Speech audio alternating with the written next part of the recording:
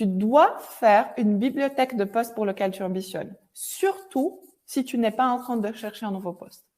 Quand tu es en train de chercher un travail, que tu es pressé de trouver un nouveau job, tu vas être plus émotionnel. Et ça, c'est pas un bon moment. Tu dois avoir une bibliothèque de postes pour lequel tu ambitionnes et tu fais ça en continu. Donc, le marketeur de haute valeur, qu'est-ce qu'il va faire? Il va avoir l'habitude de regarder le marché du travail, regarder les postes qui sont mis sur le marché de travail. Aujourd'hui, demain, il fait ça de manière continue. Et il va collectionner des descriptions de postes. Donc, il va faire un print, il va garder ça sur un dossier sur son ordinateur, peu importe. Il va avoir une bibliothèque de postes pour lequel il ambitionne.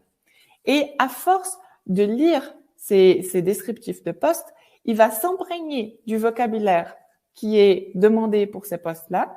Il va comprendre peut-être que ce qu'il a pensé à un moment donné était un poste qu'il ambitionne. À force de lire des descriptifs différents pour ce type de poste, il va se rendre compte que c'est pas exactement ce qu'il cherche. Donc, il va pouvoir rediriger et il va se faire une culture de ce qui est aujourd'hui demandé sur le marché du travail pour son métier et pour sa progression de carrière.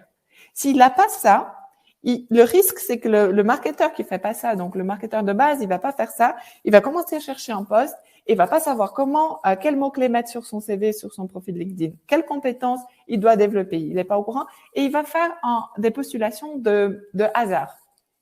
Donc, il va postuler là où il trouve, parce que le poste est à disposition, où lui, il veut changer, il postule, et c'est des postulations au hasard. Parfois, ça marche, parfois, ça marche pas.